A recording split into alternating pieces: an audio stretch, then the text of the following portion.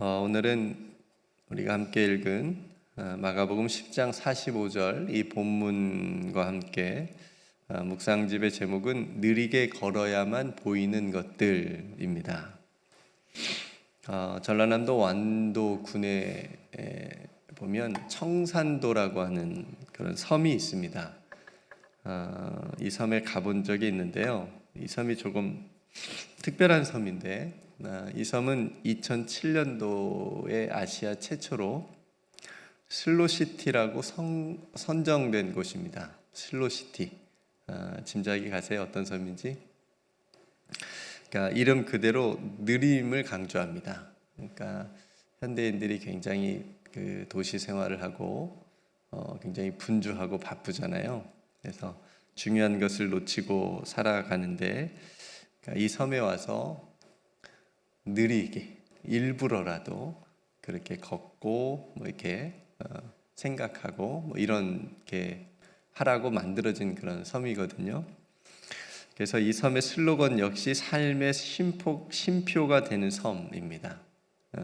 이 섬을 만든 그렇게 조성한 목적을 이렇게 적어놨습니다. 느리게 걸으면서 천천히 보면서 자기의 삶을 돌아보면서 그리고 삶의 쉼을 얻으라라고 하는 그런 곳이 돼서 정말 많은 사람들이 찾는 그런 관광지가 되었습니다. 그런데 그런 곳에 가도 빨리 걷는 사람들이 있어요. 그런 곳에 가서 볼 곳이 이렇게 포토 사진 찍으라고 이렇게 몇 군데 이렇게 만들어 놨어요. 바닷가를 풍경으로.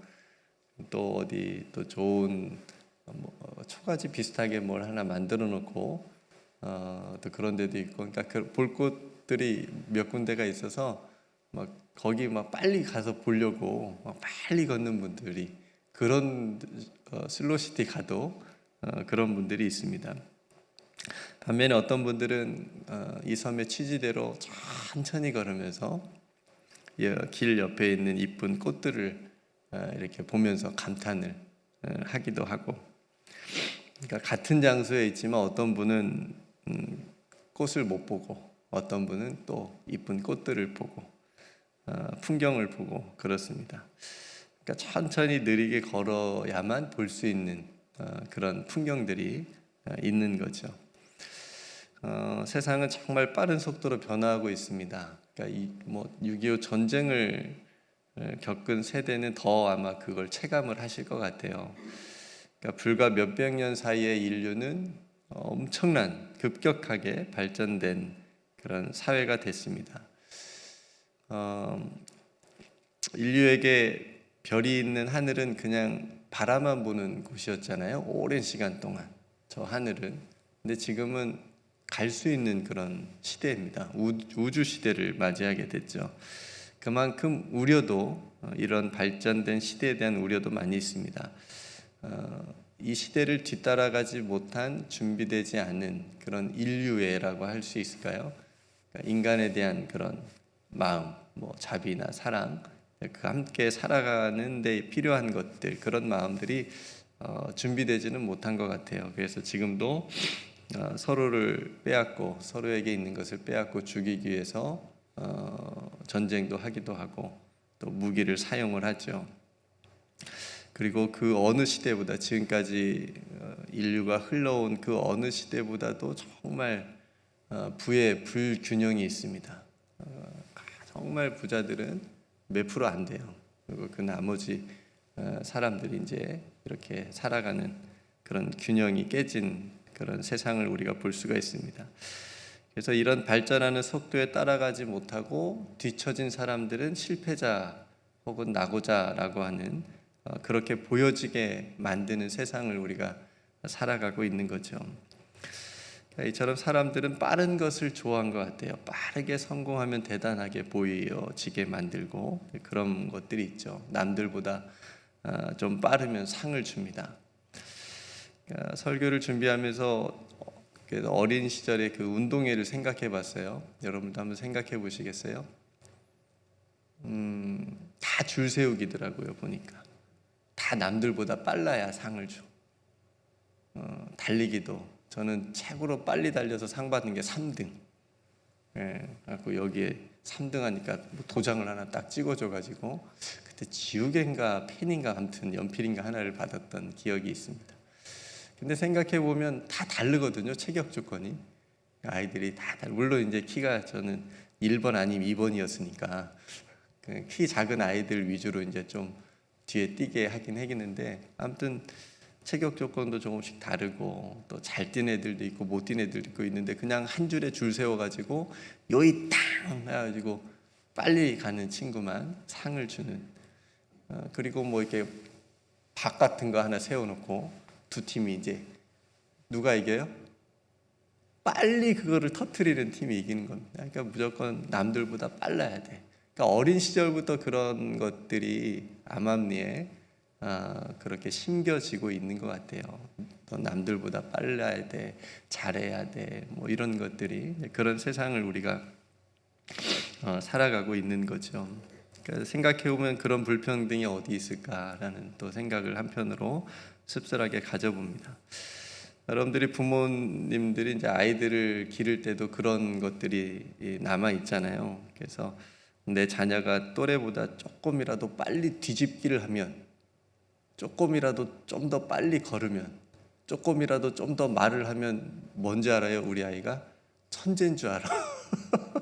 조금이라도 뭘 빨리 하면 천재인 줄 알고 영재, 우리 아이가 똑똑하네, 뭐 이렇게 생각하게 되는데, 반대로 조금이라도 느리면 내 아이가 왜 이렇게 옆집 애기는 빨리 걷는데 똑같이 태어났는데 우리 애는 왜 못 걷지? 옆집 아이는 말을 잘하는데 왜 우리 아이는 말을 잘 지금도 못하지? 그러면 막 걱정을 하게 되는 거죠. 그리고 막 병원도 가보게 되고. 근데 한 1, 2년만 지나면 어떻게 돼요? 똑같이 돼요. 조금 느렸다 뿐이지 다 하게 돼요. 그래서 우리 어른들이 하는 그런 이제 걱정하고 자기 자식 애기 때문에 그런 이제 젊은 이렇게 세대한테 하는 말이 늘 있죠. 똑같아. 조금만 기다리면 다 할 수 있어. 다 걷고 다 말도 잘해. 나중에 다 겪어보셨으니까 이렇게 말해 줄 수 있는 거 아닙니까? 그러니까 우리들의 어떤 삶의 모습 속에 이런 빠른 거에 대한 것들의 생각들이 많이들 있는 것을 우리가 보게 되는 거죠. 오늘 제목이 느리게 보아야만 보이는 것들입니다. 그러니까 도리어 빠르면 보지 못하는 것들이 있다는 의미죠. 우리가 빠르게 살아가면, 분주하게 살아가는 거에 따라서 우리가 중요한 것을 놓치면서 살아가고 있진 않나라고 하는 것을 이 묵상집에서 말해주고 있습니다. 속도보다 방향이라고 하는 말을 들어보셨죠? 속도보다 방향. 그러니까 얼마나 빠른 속도로 가느냐가 중요한 것이 아니라 얼마나 바른 방향을 향해서 가느냐. 느리게 가도 괜찮아요. 얼마나 내가 바른 방향을 향해서 살아가고 있고 걸어가고 있는지가 중요하다는 거죠. 그러니까 이 말은 우리들의 삶이나 신앙에서도 굉장히 동일하게 적용할 수 있는 말입니다. 그리스도인의 삶을 하나님께서 기뻐하시고 원하시는 삶의 방향으로 살아가는 겁니다. 우리가 빨리 천국 간다고 하나님 좋아하실까요? 너 내가 허락한 너의 삶에서 최선을 다해서 내가 기뻐하는 삶을 살다 와. 이게 하나님이 기뻐하시는 것인데 하나님 빨리 만나고 싶다고 그냥 빨리 하나님께 간다고 기뻐하시는 게 아닐 것 같아요. 우리 하나님께서 기뻐하시는 삶을 우리가 살아가고 있는지 우리가 이 말씀을 통해서 우리가 함께 물었으면 좋겠습니다. 오늘 본문은 예수님께서 이 땅에 왜 오셨는지를 말씀해 주고 있거든요. 이 땅에 섬김을 성공하기 위해서 오신 것이 아니라 내가 섬기러 왔다. 내가 섬기러 왔다. 예수님의 방향이에요. 예수님 한 번도 속도를 말씀하신 적이 없어요. 빨리빨리를 말씀하신 적이 없어요. 아마 성공이나 명예나 권력을 얻기 위해서 예수님께서 하셨다면 아마 인류 역사상 그 누구보다도 가장 빠르게 얻을 수 있는 분입니다. 못하실 게 뭐가 있겠어요. 근데 예수님이 그런 거에 전혀 관심이 없으신 거잖아요. 그러니까 예수님의 관심은 뭐냐면 사람들이 보지 못하는 거, 보지 않는 거.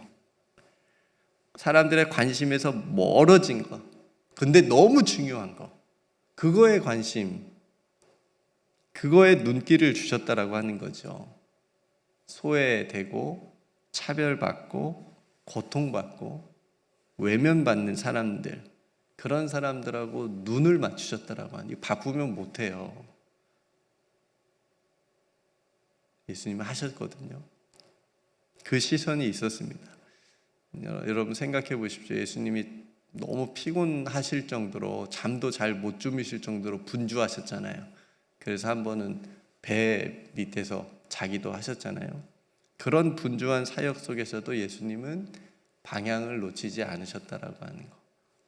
천천히 하나님께서 보여주시는 대로 보면서 사역을 하셨다라고 하는 것을 우리가 볼 수가 있습니다. 그런 예수님을 보고 세상은 바보라고 말합니다. 왜 그 엄청난 능력을 써서 세상을 한 번에 바꾸지 않았냐고 얘기를 하기도 합니다. 왜 그렇게 무력하게 십자가에 그냥 죽으셨냐고 얘기를 합니다. 근데 오늘 말씀처럼 예수님께서 이 땅에 오신 분명한 목적처럼 섬기려 오셨고 자기 목숨을 많은 사람들의 대속물로 주려고 오셨기 때문에 이 엄청난 목적이 있고 방향이 있기 때문에 예수님은 그 길을 걸어가신 거죠. 하나님의 속도로 걸으시면서 하나님께서 원하시는 구원의 방향으로, 우리를 구원하시는 그 방향으로 예수님께서 걸으셨던 것입니다. 여러분, 사순절은 그런 예수님의 길과 삶을 본받으면서 따르는 시간이잖아요. 내가 조금 뒤처졌으면 좀 예수님을 더 가까이 더 가는 그런 시간이지 않습니까? 예수님께서 가신 방향으로, 그 걸으신 속도대로 우리도 함께 걸으면서 이웃을 예수님의 눈길로 예수님처럼 바라보는 그런 시간이 돼야 되겠습니다. 마지막으로 오늘 묵상집에 나온 느릿느릿이라고 하는 시의 일부분인데, 광야에는 이방인들의 기대와 속도란 없다. 낙타에겐 바쁜 것이 없다. 라고 하는 구절이 있어요. 좀 인상 깊었습니다. 우리는 뭐가 그렇게 바쁠까요? 우리가 혹 그런 바빠서 분주해서 놓치고 살아가는 것은, 보지 못하는 것들은 있지 않을까요? 여러분들이 한번 생각해 보시고, 우리가 살아가는 이 세상이 이 시 구절과 같이 광야와 같다면, 광야라고 우리가 말을 많이 하는데 우리의 기대와 속도가 아니라 하나님의 기대와 하나님의 속도에 맞추어서 예수님처럼 섬기고 다른 사람들을 구원의 길로 안내할 수 있는 그런 느림, 복된 느림과 믿음의 삶이 되시기를 주님의 이름으로 축복합니다. 오늘은 벌써 금요일이 됐는데요. 금요일 바쁘시죠? 이제 일주일에 이제 주말을 앞두고 뭔가를 마감해야 되고 뭐 이런 일들이 있으실 텐데, 오늘은 평소보다 조금 더 느리게 그리고 조금 더 여유 있게 지내면서 내가 놓치고 있는 것들이 혹시 있는지, 놓치지 말아야 될 것들, 중요한 것들을 여러분들이 한번 생각해 보시고 무엇보다 예수님과 함께 동행할 수 있는 그런 하루가 되시기를 주님의 이름으로 축복합니다. 함께 기도하겠습니다. 하나님, 오늘 예수님께서 이 땅에 오신 분명한 목적이 담긴 말씀을 우리가 함께 나누었고, 또 느리게 걸어야만 보이는 것들이라고 하는 제목으로 우리가 함께 나누었습니다. 우리의 삶이 왜 이리 분주한지요? 해야 될 것도 많고, 또 우리의 마음과 생각 속에 뭐가 그리 가득하게 있는지요? 방향을 잘 잡고 바르게 걸어갈 수 있는, 여유 있게 걸어갈 수 있는, 느리게 걸어가면서 정말 중요한 것들을 놓치지 않는 하나님, 예수님처럼 우리들도 그런 삶이 될 수 있도록 인도하여 주옵소서. 오늘도 사랑하는 성도들의 모든 한 걸음 한 걸음 발걸음마다 우리 예수님께서 함께해 주옵소서. 그래서 예수님께서 바라봐 보시는 것을 우리들도 바라보게 해주시고, 예수님께서 말씀하시는 것들을 한 말씀도 놓치지 않고 잘 들을 수 있는 우리 모두가 되게 하여 주옵소서. 사랑하는 성도들이 하나님 앞에 기도하는 기도의 제목들도 있사오니 하나님께서 들어 응답하여 주옵소서. 우리에게 베풀어 주신 모든 은혜 하나님께 감사드리며, 많은 사람을 대속물로 주시기 위해서 이 땅에 오신 우리 구주 예수 그리스도의 이름으로 간절히 기도드리옵나이다. 아멘.